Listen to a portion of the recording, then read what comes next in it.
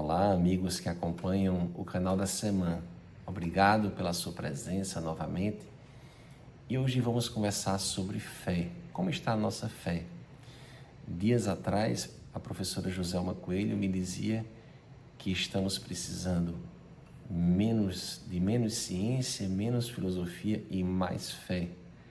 Não no sentido que não precisamos da filosofia e da ciência, mas no sentido de que, diante das inúmeras adversidades que o homem enfrenta nos dias atuais, a fé é o que é realmente aquele instrumento que vai dar sustentação e que vai fortalecer o homem diante dessas dificuldades. E o que vem a ser a fé?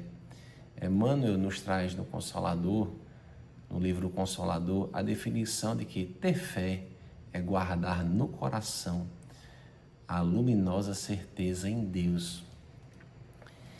Mas quando nos deparamos em contextos que nem utilizando a fé raciocinada, nem raciocinando, melhor dizendo, alcançamos esse estágio da fé. Eu digo esse estágio da fé porque Emmanuel nos diz ainda que ter fé é mais do que crer, é saber. Quando alguém tem efetivamente fé, ela não diz apenas eu creio, eu acredito, mas ela diz eu sei. Isso também está lá no Consolador. E dias atrás eu também conversava com um casal jovem, um casal que transparecia uma bondade, mas que vinha diante de um contexto de muito sofrimento, porque perdeu um filho, criança, pouco mais de 10 anos de idade, e estava realmente desolado. E aquele casal, a despeito da bondade que a gente via no seu coração, estava, especialmente o pai da criança, né, o marido, estava com aquele olhar muito vago, muito perdido, porque ele não acreditava em nada do ponto de vista da transcendência do ser além da carne.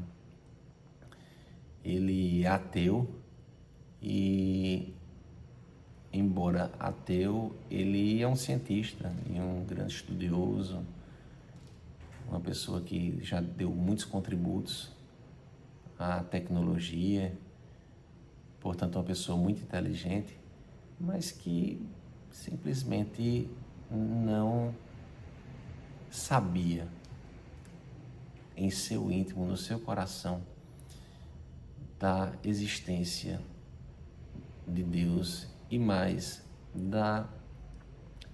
do presente que Deus nos deu, da imortalidade da alma.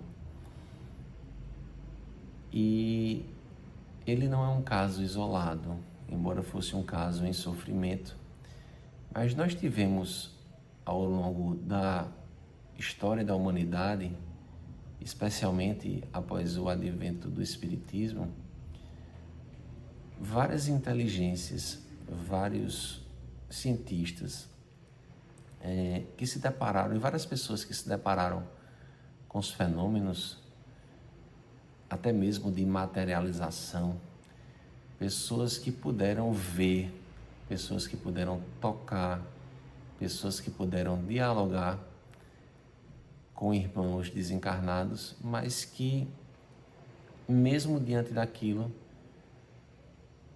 não compreenderam a intensidade daquela revelação que lhes estava sendo transmitida através dos fenômenos. Nós tivemos, por exemplo, o Charles Richer.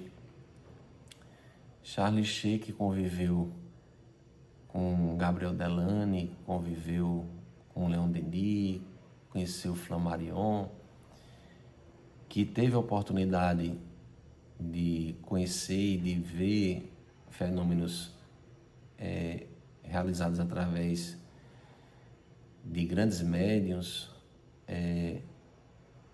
ele que inclusive foi prêmio Nobel de Medicina, ele era médico, teve grandes trabalhos publicados na área da medicina, portanto, uma inteligência singular, mas que durante muito tempo na vida não acreditava, não tinha fé de fato acerca da continuidade da vida após o perecimento do corpo. E Charles Richer já nos conta Humberto de Campos, no livro Crônicas de Além Túmulo, que Charles Richer, por volta dos seus 80 e poucos, 85 anos de idade, foi chamado por Jesus, e Humberto de Campos nos revela que ele era um missionário do Cristo, que veio para o nosso plano terrestre para justamente fazer a comprovação científica da existência do espírito e da vida após a morte do corpo físico. E Jesus, ele disse que se Charles Richter já estava com 85 anos e ainda não tinha chegado a essa conclusão de forma explícita, já era o momento dele retornar para a espiritualidade. E nós temos relatos, inclusive nesse texto também, de que ele já manifestava ali essa tendência de que a alma, o espírito prossegue após o desencarne, mas não de forma muito convicta e já de forma tardia. E então ele desencarna e ele é recepcionado ali por Jesus, isso é levado até Jesus. E Jesus diz dos méritos de Richer acerca dos trabalhos científicos que ele fez envolvendo a temática da vida após a morte, do corpo físico, e diz que em razão disso ele seria presenteado. E Jesus diz nos seguintes termos, peço licença a vocês para ler: e agora, premiando os teus labores, eu te concedo os tesouros da fé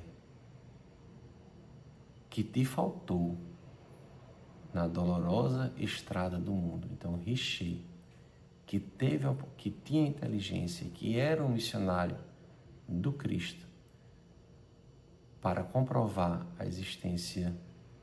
cientificamente a existência do espírito e da continuidade da vida na vida eterna após a morte do corpo físico, Jesus disse: eu estou lhe dando o tesouro da fé que lhe faltou durante a vida material.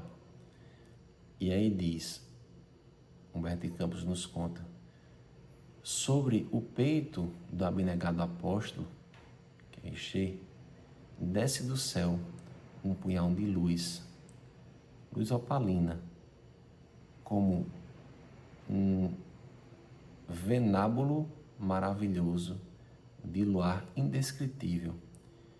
Richer sente o coração tocado de luminosidade infinita e misericórdia que as ciências nunca lhe haviam dado. Seus olhos são duas fontes abundantes de lágrimas de reconhecimento ao Senhor. Seus lábios, como se voltassem a seus lábios de um menino, recitam: Pai nosso que estás nos céus. E aqui eu estou falando de um ser, um espírito que teve todo um trabalho em prol da ciência e que teve essa recepção no desencarne e recebeu esse presente de Jesus, as maravilhas da fé. Mas eu pergunto, e quando não temos essa capacidade de perceber ou de acolher isso que Jesus nos oferece todos os dias, demonstrando que Deus existe? Quando olhamos as belezas naturais, quando olhamos o carinho entre os familiares, entre amigos, a fraternidade, o amor sem interesse, quando mesmo vendo isso, não identificamos ali a presença de Deus em nossas vidas, o que devemos fazer? E uma mensagem contida no livro O Espírito da Verdade, psicografia de Chico Xavier e Valdo Vieira, a mensagem está intitulada Fazendo Sol. Dessa mensagem eu extraí um texto final que eu gostaria de compartilhar com vocês. E ela diz o seguinte: não percas o tesouro das horas na aflição sem proveito. Então, temos as dificuldades da vida, perdas insubstituíveis, mas tentemos aproveitar as nossas horas. Pode ser, diz a mensagem, ainda hoje, o apoio dos que esmorecem, desalentados ou a luz dos que jazem nas sombras. Podes estender o cobertor agasalhante sobre aqueles a quem a noite pede perdão, por ser longa e fria, aliviar o suplício dos companheiros que a moléstia carcome, ou dizer a frase calmante para os que enlouqueceram de sofrimento. Sai, pois, de ti mesmo para conhecer a glória de amar. Perceberás, então, que a existência na Terra é apenas um dia na eternidade, aprendendo a iluminar-te de amor, como quem anda fazendo sol nos caminhos da vida, e encontrarás mais tarde, em cânticos de alegria, todos aqueles que te não amam agora, amando-te muito mais, por te buscarem a luz no instante do entardecer. Então, essa mensagem, ela traduz que a melhor forma de nos revigorarmos diante dessas adversidades e identificarmos essa fé que é tão necessária à nossa sustentação, a melhor forma é efetivamente o trabalho, a dedicação a quem precisa. Sempre encontraremos alguém em uma situação mais difícil que a nossa. E sempre temos alguma coisa a oferecer. Por mais que pareça que estamos acabados, esgotados, sem recursos. Mas lembremos que Jesus nos sustenta, Jesus está no leme. E ainda que não creamos nele, tenhamos essa força de ação em benefício dos outros mais sofredores do que nós mesmos, porque isso certamente nos ajudará a suportar, a cicatrizar as feridas que a vida nos proporciona, porque é através do amor que podemos, de fato, encontrar algum sentido para tudo isso que vemos e tudo isso que vivemos. É esse sentimento que é o verdadeiro